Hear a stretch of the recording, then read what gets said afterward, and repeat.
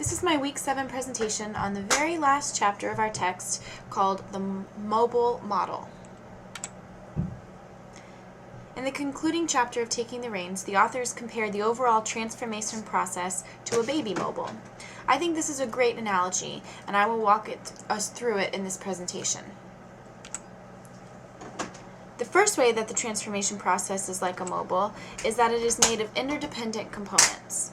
These interdependent components might be things such as the institution's culture or the five parts of the core strategies: senior administrative support, collaborative leadership, flexible visions, visible action, and staff development. All of these parts together must be identifiable and present for the transformation to take shape. Similarly, there must be interdependent components for a mobile. Otherwise, you would just have a single duck floating, and who wants to look at a single floating duck? The second way that the transformation process is like a mobile is that it requires balance. We've all seen those mobiles that have the one floating animal that is heavier than the other floating animals, and then the mobile gets off balance so it doesn't spin right, the baby gets mad because the mobile's stupid, he cries, the parents are up all night, it's a mess. Similarly, in order for transformation to take place, all components must be balanced. You can't put too much focus on the collaboration portion because then your leadership component begins to shift. Likewise, too much focus on the leadership during a transformation can lead to uncertainty in the organization. There must be a balance of all components for transformation to be successful.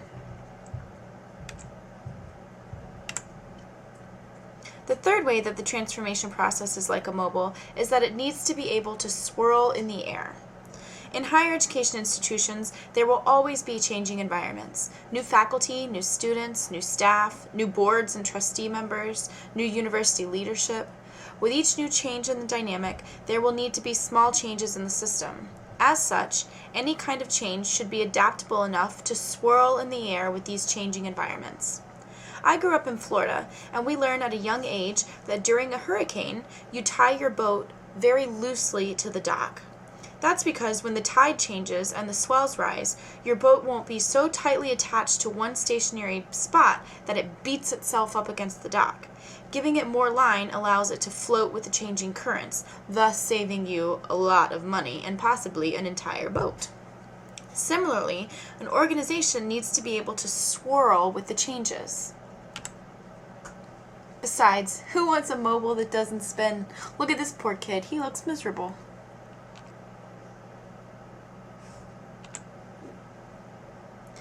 The authors say that the fourth way that the transformation process is like a mobile is that it should be connected by a string.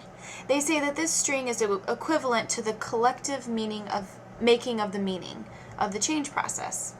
I agree with their idea that there should be a collective understanding of the new direction of transformation, but I think that this is more comparable to the theme of the mobile rather than just the string of the mobile.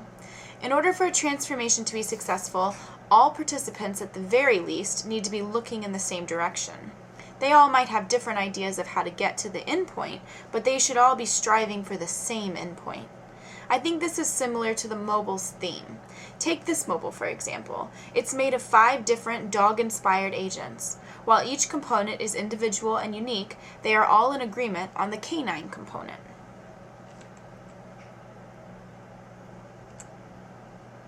Wait a minute, that's a picture of Mobile. That's not a mobile. There. That's better. Sorry about that. The final way the transformation process is like a mobile is that it's affected by the wind. This is similar to the boat in a hurricane analysis. Institutions that are undergoing a major transformation need to be aware that there will be outside forces that change their environment as they travel through their transformation. However, they must be focused on their change throughout. Think about a horse pulling a buggy in Central Park. Most of them wear blinders so that when they're carrying a load of tourists, they aren't distracted every 15 steps by a giant New York-sized squirrel. Those blinders keep them focused on their goal line by keeping their heads centered on their purpose.